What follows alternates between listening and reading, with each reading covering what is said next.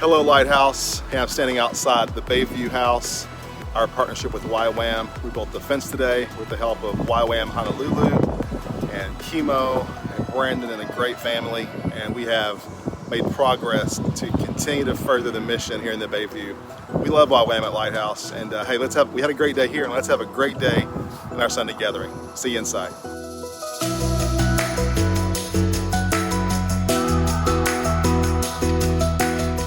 Good morning, Lighthouse. That's what we do. That is it.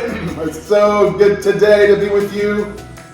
We are. You sounded like a sports announcer. What, did I really? It is sports playoff season.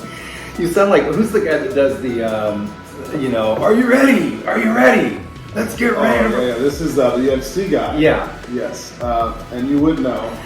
He and his brother both do this, and I cannot pull their name down for nothing right now. Aaron Tennyson, put that name in the chat right now. I know you know what the name is. Oh, it's great to be with everybody on this beautiful Sunday, and we are going to have a wonderful time. And what's great about this gathering around the table is we're at the table here. We're also gathering live at our 1337 Sutter campus. And so it's a beautiful thing. We've seen people return, and we're glad that you're joining us, and thank you for being here today. And we're still in our provocative parable series. Right, we are. And maybe before we jump on that, maybe let everybody know, for those that have not been able to participate with us on campus, and we have so many that are diaspora, that are scattered abroad, they're not able to be there, but it's been a great time of getting back together. Yeah, it has, and thank you for the prompting, Jeff. I feel like that this is like a beautiful moment of let's teach the teacher how to do this. Oh gosh, what are we doing right now? What am I trying to tell these wonderful people? Just we've seen the Sunday gathering, in-person gathering, grow. I mean, it's been kind of building up a little bit of steam. Yeah. And so it's been really good. It's felt really good as well. We've done this beautiful time of teaching and around the table. And so if you come to the Lighthouse campus, you'll find tables set up. And when we're there, we're also doing some reflective worship together. And it's really been encouraging to be together in community again. Yeah. And so I'm really enjoying that. Make yourself comfortable too while we are preparing to start. Check out the campus. If you're a first-time guest with us here in the Internet campus, thank you for being here. There's a Bible there. There are notes there. Please get involved in the chat and say hello. We're so glad that you're here. And it's going to be a really good day. I know it will be. So we are in the provocative parables of Jesus. Yes. And we're going to be looking at another one today. But I thought a way to maybe set this up so we can be looking for certain answers and clues. Okay. When you were little, did you ever get accused of wasting something? All the time. What was something that you were accused of wasting? My dad said I had eyes bigger than my stomach. You wasted food. I wasted food.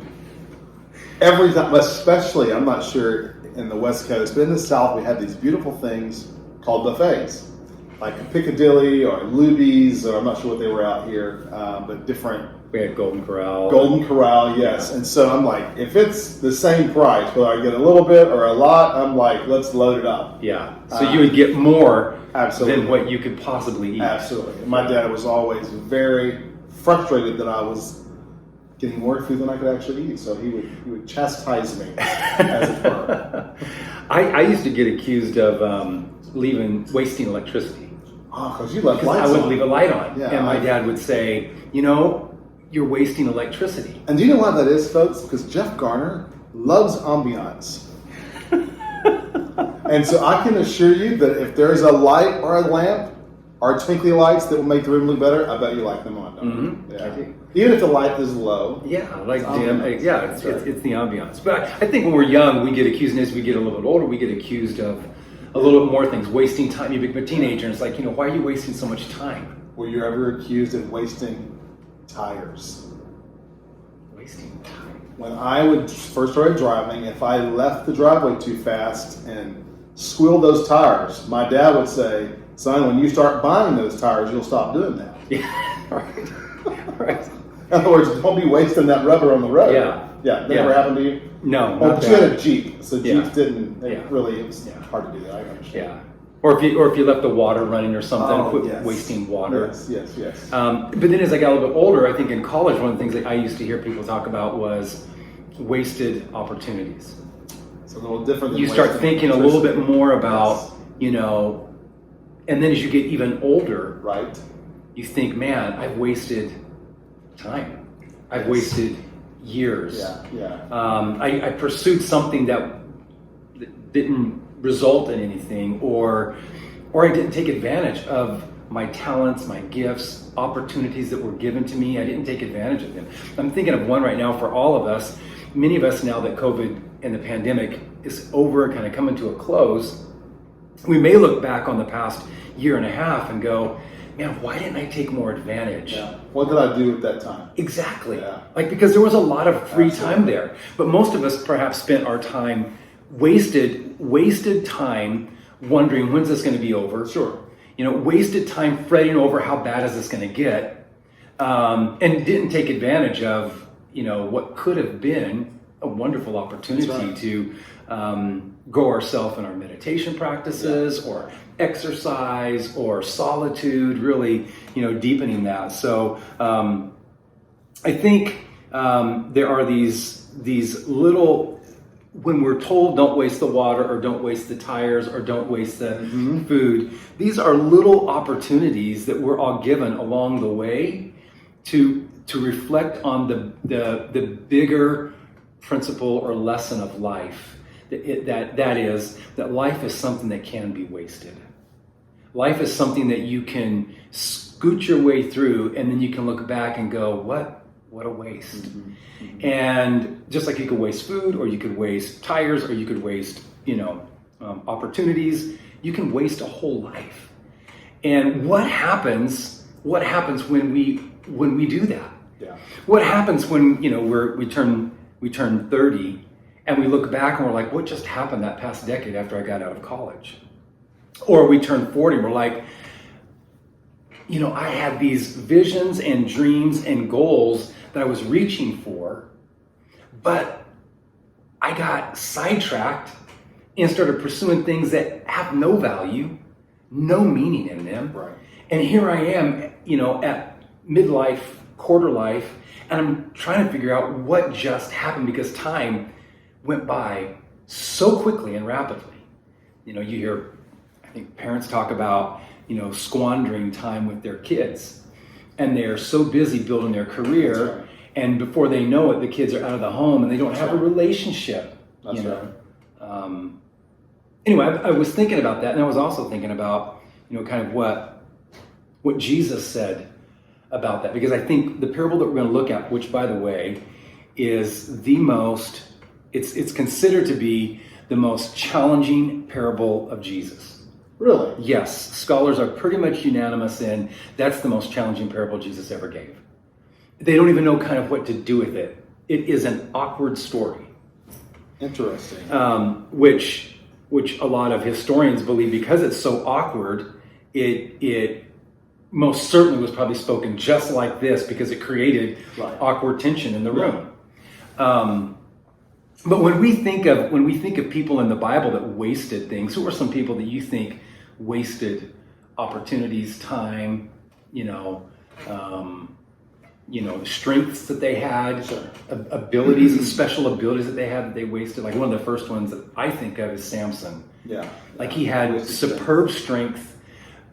He had an ability to govern and to lead Israel, and he wasted all of that by pursuing his lusts and not truly governing his people, disciplining himself, and to his responsibilities and to his strengths. Yeah. That's someone I think of. Yeah, I think about, I'm saying the Old Testament, I think about people like David.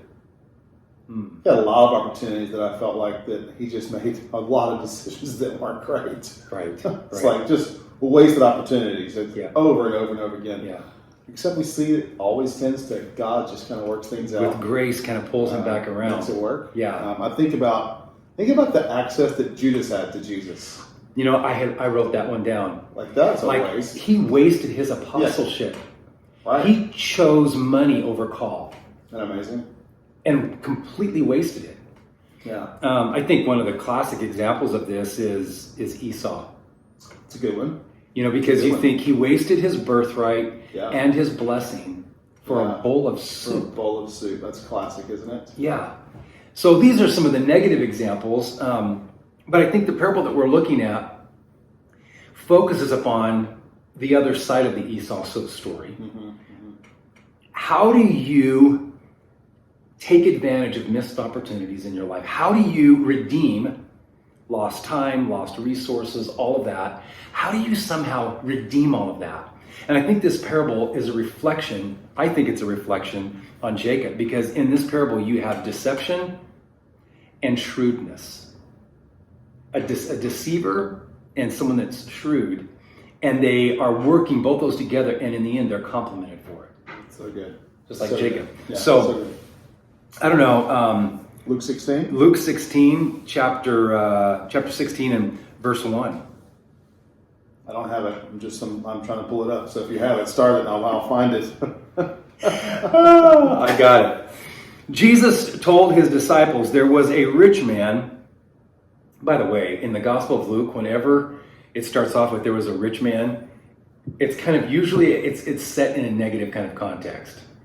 Because there's so many parables that start off with there was a rich man. There was a rich man. Yeah, the story we did of Lazarus and Yes, rich man. rich man. There was a rich man whose manager was accused of wasting his possessions. Boom. It's a perfect setup. Here is someone that has been wasting, the actual word is squandering, something that wasn't his to squander. Right.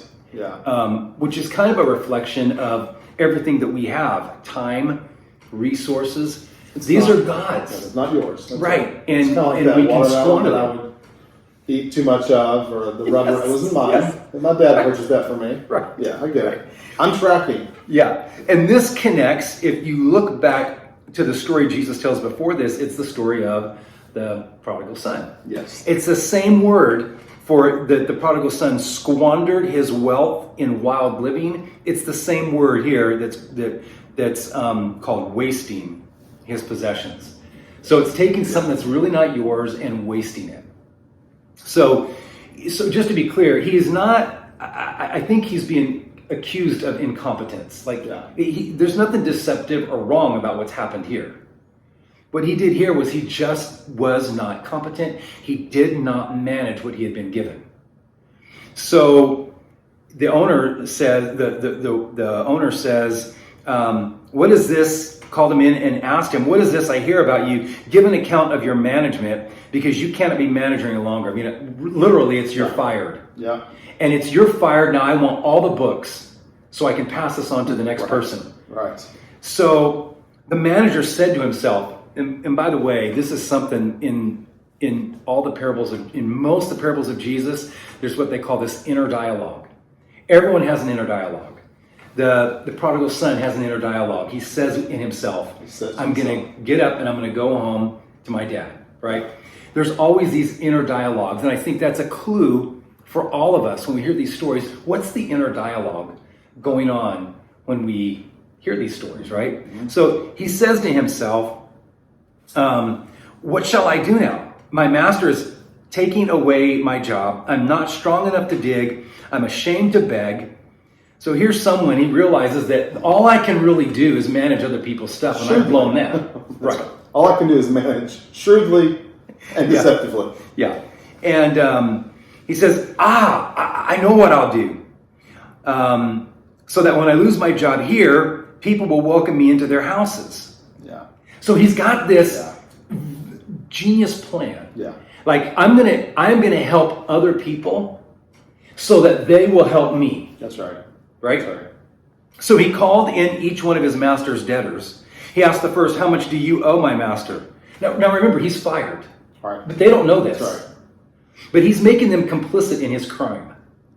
He says, how much do you owe my master? 900 gallons of olive oil, he replied. The manager told him, take your bill, sit down quickly, and make it 450. In other words, if you pay it right now, you only have to pay back half. That's right. This is the beginning of late night television marketing. If you buy now, Right. You will not just get one razor, but you will get 10. That's right. And we will throw in the Ginsu knives and the wok, all as a gift. But you have to do it now. You have to purchase it right now. I got an email like that today from a vendor wanting to sell something, and he was saying to me, this is the end of the quarter, and I know I can get you a really good deal today. And I was thinking, yes, until next quarter at the same time. Yeah. So this is the beginning of this. This is the beginning of that whole, yeah, right. He does the same thing to another guy who owes 1,000 bushels of wheat. He says, take your bill, make it 800. Now, just pause right there. This is deceptive. He doesn't have the authority to do this. He's fired already, but he goes out and he figures out a way. All he's after is, I'm going to make these people happy with me, and when I walk away from here, they'll take me in and hire me. It's purely self-preservation. Now, again, going back to the whole theme of what happens when we waste things, when we look back over our life and we say, I wasted an opportunity, how do we redeem it? How do we make it right? How do we recover from that and go forward? But look at it says here, the master commended the dishonest manager because he had acted shrewdly. This flips everything up. We're not expecting this. We're not expecting the rich man to come back and go, that was smart. Right? No, that's not what You're not losing your job. No. What you did was actually brilliant. Yeah, that's not what you expected in this story. So it's almost like Jesus, I mean, just if you take it at face value, it's almost like Jesus is lifting up on a pedestal dishonesty. That's right. Yeah. You know, being dishonest. Yeah. Now, if you stop and think about the way that Jacob, you could recount that for us, I'm sure. What did Jacob do? And according to a lot of our values, it'd be like, that's not right. That's right. And yet we're told God loved Jacob. That's amazing. So what did he do when he was going about this? He was very deceptive. Yes, he was. He put skin on, so he was hairy like his brother Esau, which isn't. Esau he deceived his hairy father. Yeah. So he even he took advantage of his father's blindness. It's the voice of Jacob, but it's the skin of the arm of Esau. Yeah. So he steals the blessing from his brother by lying to his dad. He also had a colluder in there, but I'm sure that would probably complicate the story even further. He did. But his shrewdness was not devalued. No, it wasn't. Yeah. And when his brother was starving, after having been out hunting for a long time, he comes back, he's like, I'm thirsty, he can smell the soup. Yeah. He goes, will you give me some? He goes, no, not unless you give me your birthright. That's right. Like, this is your brother. And he's hungry. Why wouldn't you just give him some soup? Yeah, and they say it's not, this is the God of Abraham, Isaac, and Esau. It's the God of Abraham, Isaac, and Jacob. Yeah. This is a deceiver. Yeah. I don't know, well, it's probably too much to dig into here, but I think the thing that really strikes me about that, because the scriptures say Jacob have I loved, Esau have I hated. I think there's just that sense of the shrewdness is that sense of, I'm going to do whatever it takes. I'm not going to be apathetic. I'm not going to sit around. I'm going to figure this out. Yeah, and it also illustrates that Jesus just does not approach things as simplistic as we might wish. Exactly. Things are not quite as cut and dry as we would love them to be. The way Jesus views behavior, motive, operation, he just views it all differently. Yep. So I've got 4 things, really quick. 4 things that you can do to recover when you have lost time. Yeah. When the talents and the gifts that you've been given are not being used appropriately. When you've missed beautiful opportunities that came along your way and you completely, is it flummoxed?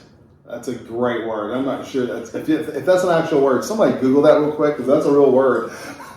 That is a $10 word that we just got blown this real Sunday morning, so you should get something for that. But squandered? Yes, just absolutely squandered. So here's 10 things you can do. You think we could sort of not abridge, but do you think that we could capture the essence of this entire teaching with these words?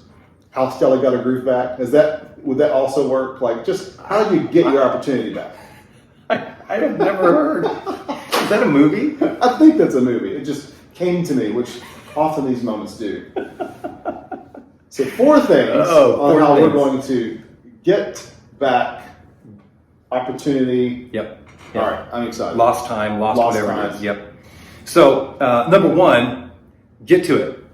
Do something. Don't sniffle.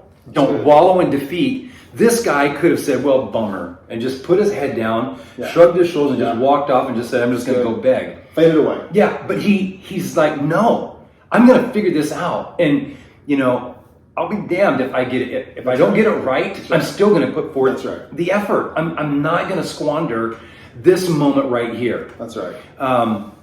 Did you know? I mean, I was thinking about people who never like made it successful until later on in life. Yeah. I was thinking about people that tried and then missed opportunities, whatever, things happen. Did you know that Charles Darwin, the father of, you know, the theory of evolution, did you know when he wrote that book how old he was? In the context of what you're discussing, I'm sure it's much older than I initially thought. Yeah. He was 50 years old. That's amazing. You know how many movies That's amazing. Samuel L. Jackson has made? I have no idea, but again, He's made a lot of movies. when did he start acting? Thank you for asking that question. Samuel L. Jackson, his first movie that he did, he was 46 years old. Amazing. He had been addicted to heroin My goodness. and was trying to recover from a cocaine addiction and a My heroin goodness. addiction. Finally overcame it, and then the first movie they did was with John Travolta, Pulp Fiction. That's amazing. But 46 years old, That's amazing. he had squandered so much on his addictions, on his life, but eventually he kind of pulled himself together. And we could go on and on. We could talk about McDonald's, KFC, Sure. Huffington Post, Gap. Did you know, did you ever eat ramen, like instant ramen? My son loves ramen. Ramen noodles? Yes, he does. Do you know the guy that invented that was like 60-some years old before he finally had his breakthrough and he invented ramen noodles? You know, I did not know that. But here's someone taking advantage. I did not know that. I did not. That is quite interesting. Gibson, if you're watching right now, you know. There's hope, son. So number 1, what we're saying here is get to it. Get to it. I Just like do that. something. Do something. Yeah. Second thing is act shrewdly. I don't know. Folks, forgive us now. That's an amazing thought, isn't it? Yeah. Like use your resources So to good. help people. So This good. is what he says. You know, I've lost my opportunity here, so I'm going to take what little bit of space. What the only resource I have are the books. That's right. I have the books. I am going to go make a deal. I'm going to act shrewdly, and I'm going to help someone else out. I'm going to tell you, if you will take whatever resources you have, how little they are, it doesn't matter, and you help someone else out with them, you redeem your missed opportunities, you buy back time, you somehow begin to restore so much that was lost just by helping someone else out with whatever you have left. That's right. To work So with. good. So good. So act shrewdly. Jesus even says, he says he had acted shrewdly. He says, I tell you, use worldly wealth to gain friends for yourself. That's what he did. It's amazing.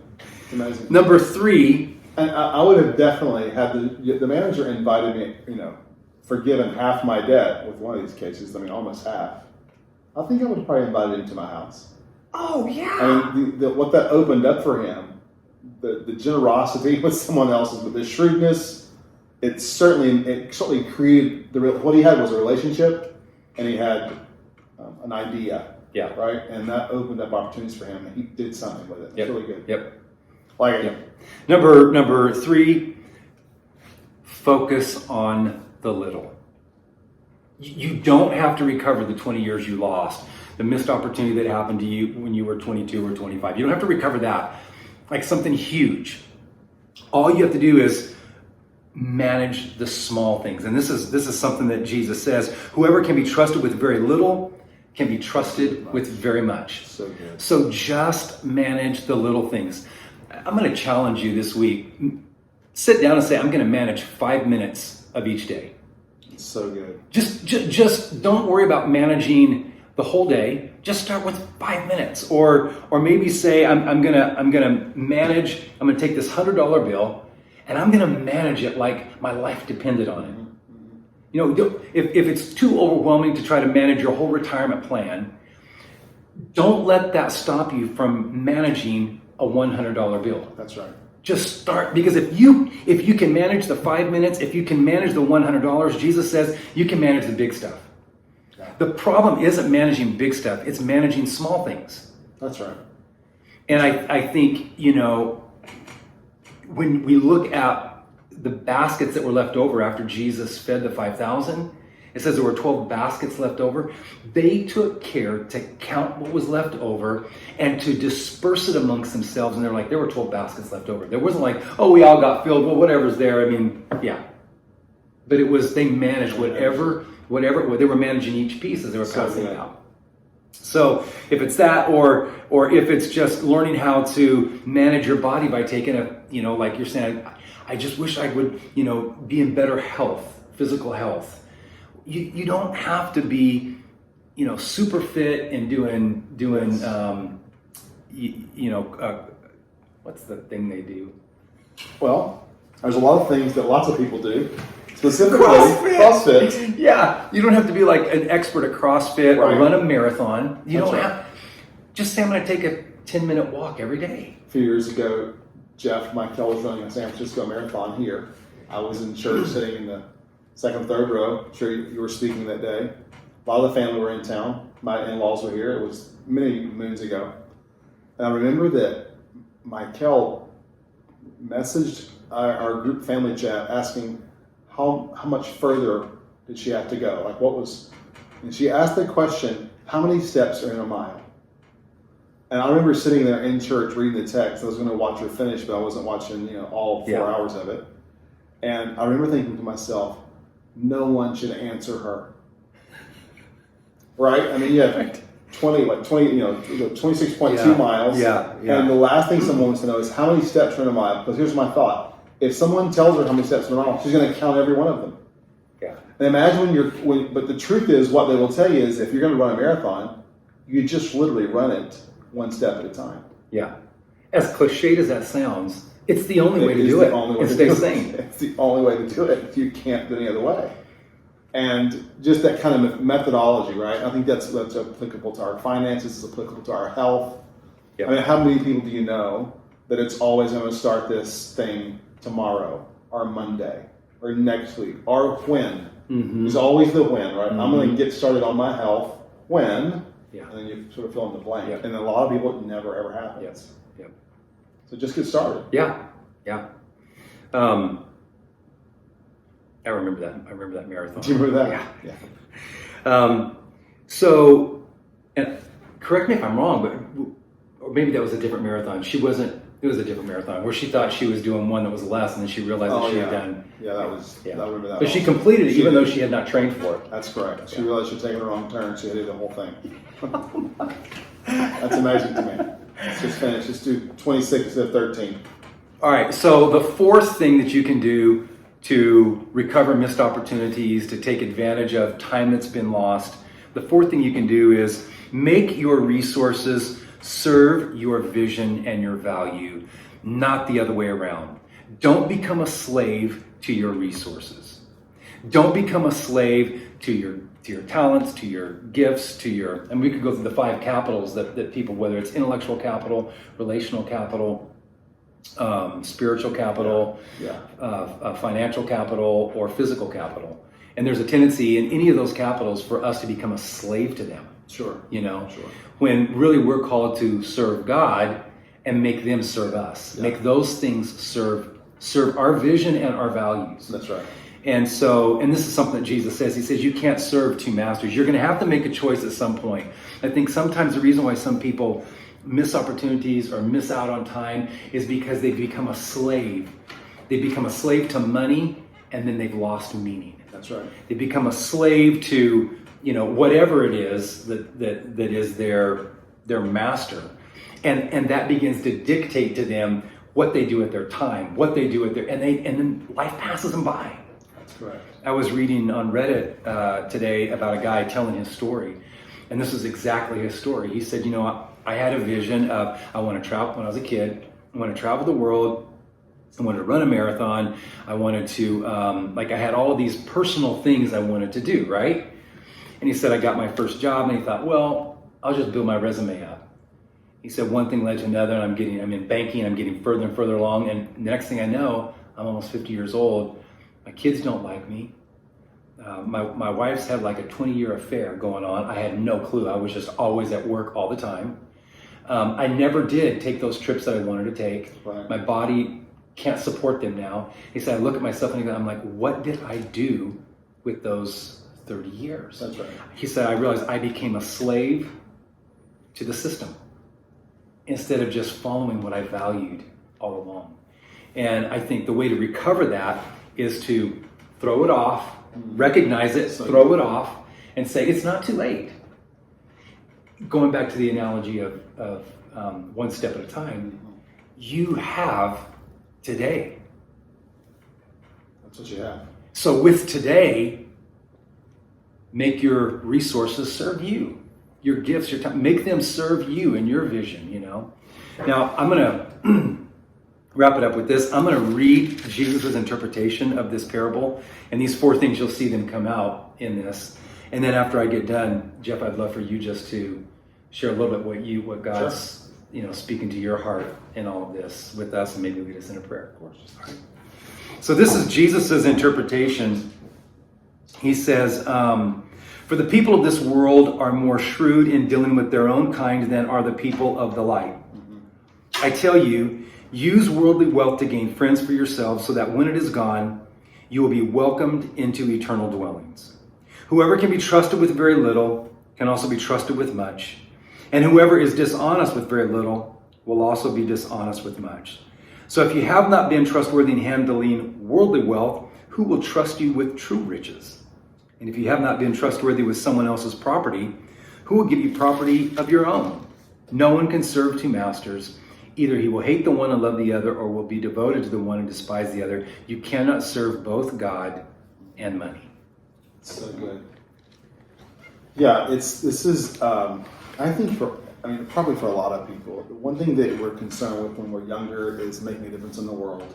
Mm-hmm. As you get older, you get less concerned with making a difference in the world, and you become more convinced you want to just make a difference in your own family. Yeah.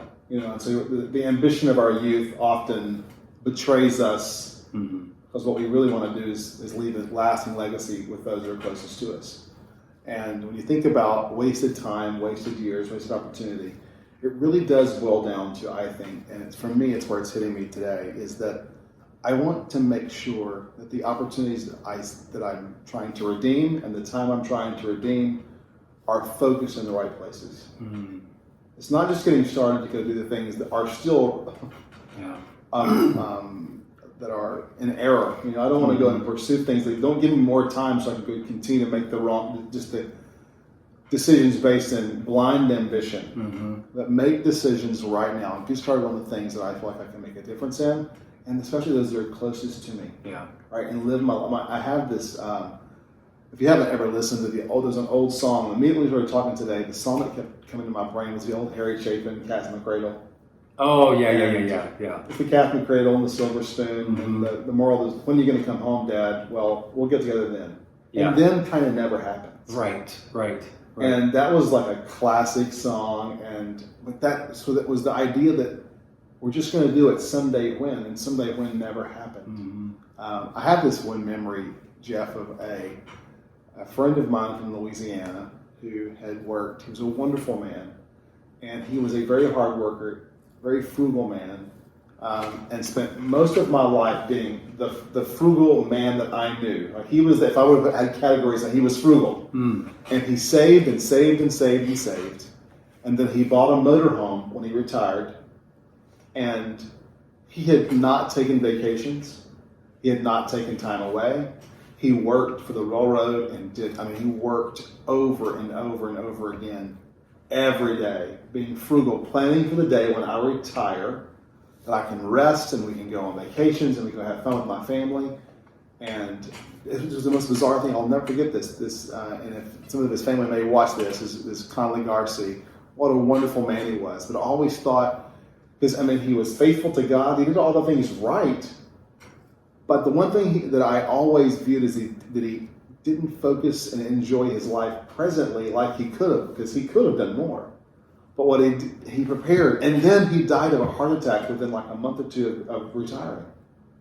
And I always thought I loved lessons from my life from Colin Garcia that are really super positive, and this was even maybe more positive, is that enjoy the life you have right now when you have it. Redeem the time. Don't keep pushing the ball down the hill and waiting for someday when it never happens. Take time for your family. Take time for your kids. And get started today. All right, do the thing now. God, that's such a great parable. And it's a very... that's a target on our heart, isn't it? This parable. I this week I kept just feeling the Spirit tugging me, go here, go here, go here, go here. And I was doing some just lectio divina with it, and I kept getting drawn into the management piece. Like, how am I managing the little things well? Right. Am I managing? And I was really just feeling like I made a whole list of things that I want to do better at managing. Sure. And everything, and I made, categorized it, my body, my mind, my spirit, my finances, my relationships. I want to manage them like a shrewd manager. That's right. Someone that's not just letting life happen to me, but someone that is making the most of everything. And if we don't, then it's this insidious kind of lie that somehow tomorrow I'll do all those things. The order will kind of happen, and so we suffocate in the chaos of something instead of just saying, let me just manage 5 minutes of this, 5 minutes of this, and one of the things I've been doing just with my body and with my spirit is of course exercise has always been a part of that, but then introducing into that using my body in ways that are worshipful. It's good. Good. Holding my arms out and just saying, I am crucified with Christ. So good. Or, putting my head down in a posture like that and using my body to communicate. And when I'm exercising, I will do like child's pose in between some of my sets. I'll just, right there in the gym, I'll do child's pose. And I will just humble myself before God, and I will just say, I humble myself. My body is saying something that I, and I think, so it's just a few minutes of when I'm exercising, but it's me managing, me saying I'm the steward of this body, and then when I get a little bit of win, I get some wins, then I can go a week later or 2 weeks later and go, I'm going to add this to it. That's right.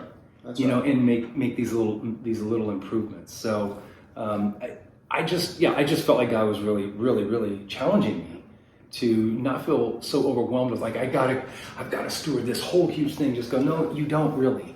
If you can be faithful in little, then you can handle a lot. So good. Just get started. On the little bit. On the little bit. I heard someone say one time and it was very convicting me, because the person said to me, Jeff, how you do one thing is how you do everything. Oh, that's true.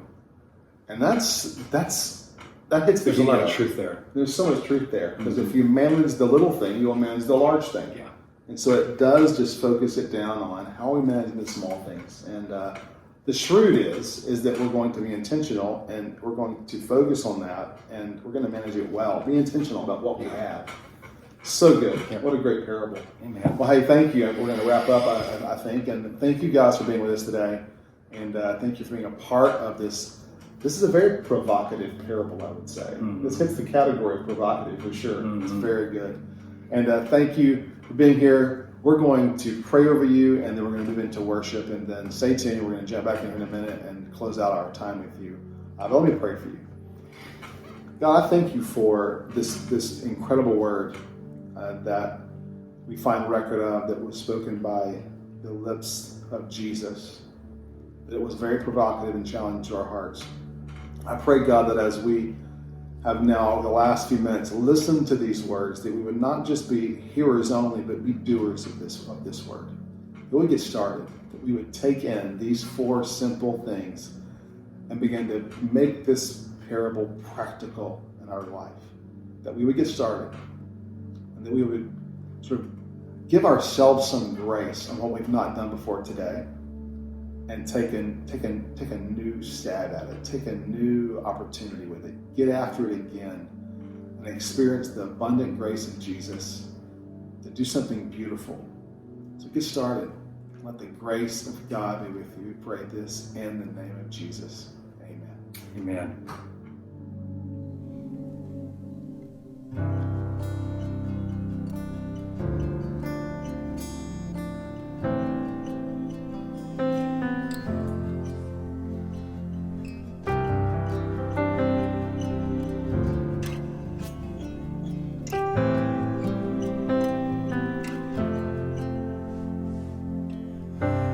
I've carried a burden for too long on my own. I wasn't created to bear it alone. I hear your invitation to let it all go. I hear now, I'm laying it down. All I know is I need you. I run to the Father, fall into grace. I'm done with the hiding, no reason to wait. My heart needs a surgeon, my soul needs a friend. So I run to the Father again and again and again and again. Oh, oh.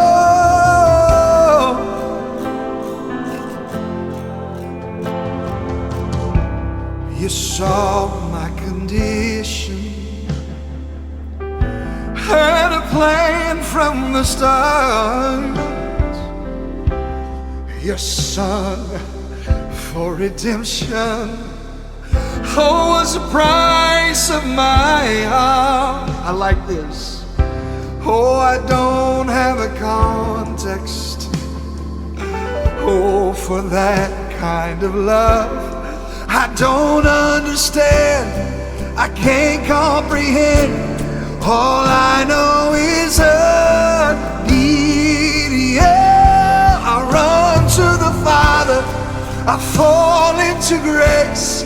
I'm done with the hiding, no reason to wait. My heart needs a surgeon, my soul needs a friend. So I run to the Father again and again and again and again.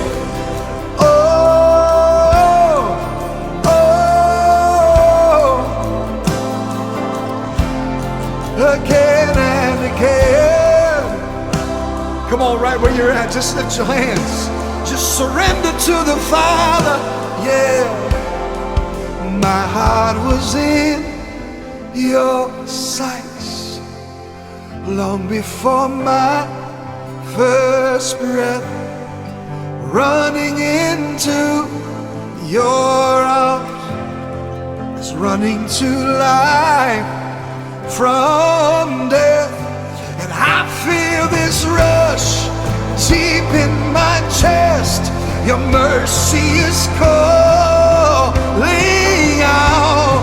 Said just as I am, you pull me in.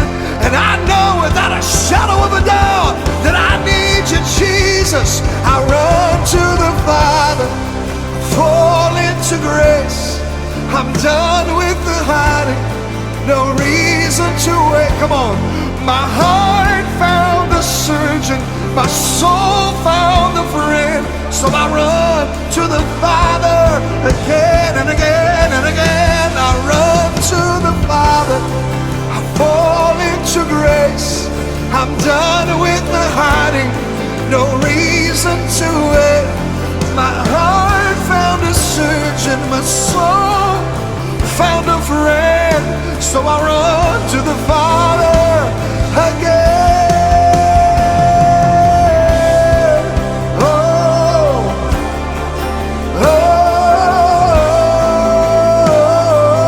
oh, yeah. I run to you, Jesus. I run to you, Jesus. I fall at the feet of the Master. Yeah.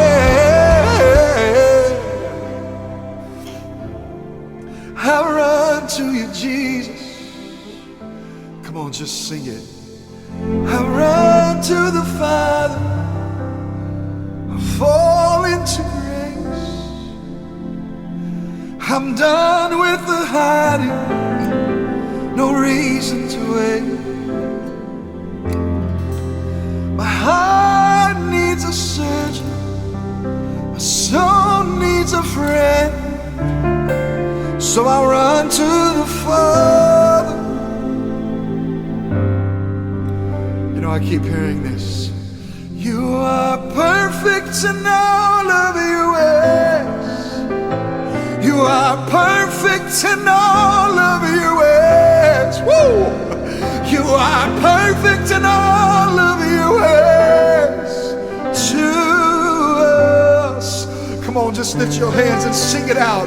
Oh, you are perfect in all of your ways. You are perfect in all of your ways. You are perfect in all of your ways to us. Come on, sing it. You're a good, good Father. It's who you are. It's who you are. It's who you are. And I'm loved by you. It's who I am. It's who I am. It's who I am. You're a good, good Father. It's who you are. It's who you are. It's who you are. And I'm loved by you. Yeah. It's who I am. It's who I am. It's who I am. You are perfect. You are perfect in all of your ways. You are perfect in all of your ways. Perfect in all of your ways to us. Come on, so I run. So I run to the Father. I fall into grace. I'm done with the hiding, no reason to wait. My heart found a surgeon, my soul found a friend. So I run to the Father again and again and again, 'cause I need oh, I need thee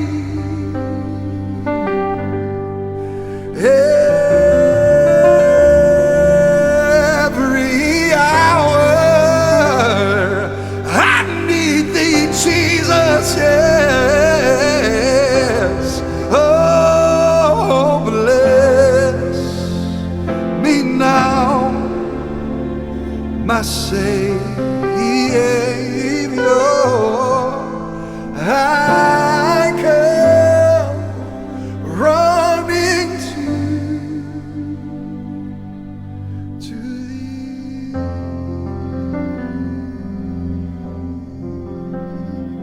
God bless you guys. Enjoy the rest of service.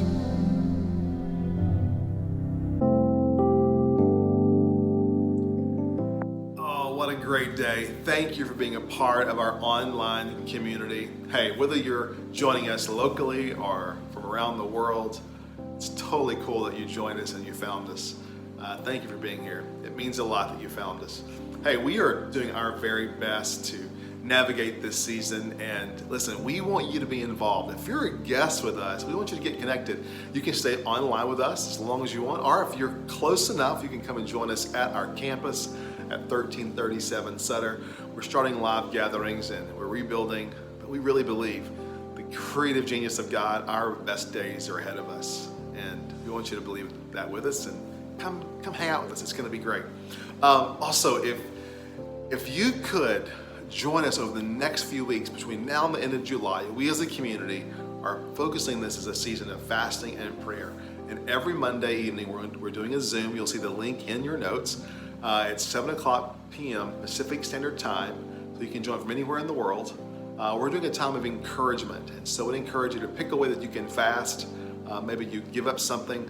We're just using this as a season to draw near to God, to hear His voice more clear, and then encourage each other as we walk through this summer together. So I'd encourage you to see us tomorrow night for our beautiful time of huddling together. Hey, today, right now, across this nation and across the world, there was a lot of people over this last weekend that served, and you may have seen pictures and videos. Yesterday was a big serve day across the nation, and Lighthouse was involved in that. And so we helped our YWAM family build a fence, and we're helping continue to bring the beautiful, creative graciousness of God into the Bayview neighborhood. And so we built the fence just to sort of express that our God is a redeeming God, and it's just a beautifying piece of property there. And we're doing that. We can do that because of you, because your faithfulness and your giving. So many of you are faithful with your tithe and your offerings, and you've helped us make it through this incredibly difficult season, but also continue to make a difference here locally and around the world. So thank you for doing that. So don't forget, right here inside the campus, you can give. You can click the donate button. You can click give right there inside the campus, and it scrolls in the chat. Or you can go to our website and click donate. There's all kinds of ways, but trust me, whatever you do, there are people on the other side of this camera and around the world that say thank you for your generosity. That means a lot. And finally, are you ready for the benediction? It's been a good day. Thank you for chatting with us. Thank you for hanging out with us today. And let's end this thing well. All right, get your "and to you alsos," type it out and get ready. We're going to jump in the chat together and say it together. All right, here we go. May the Lord bless and keep you. May His gospel give you peace. May His Spirit fill you with joy. May you be His disciples, making disciples. May His face shine upon you, and may you be courageous ones, receiving His kingdom in the name of the Lord Jesus Christ. Love you, family, and to you also. We'll see you tomorrow night in our huddle, and we'll see you this coming week. Can't wait to see you in person. Come on. See you soon. Bye-bye.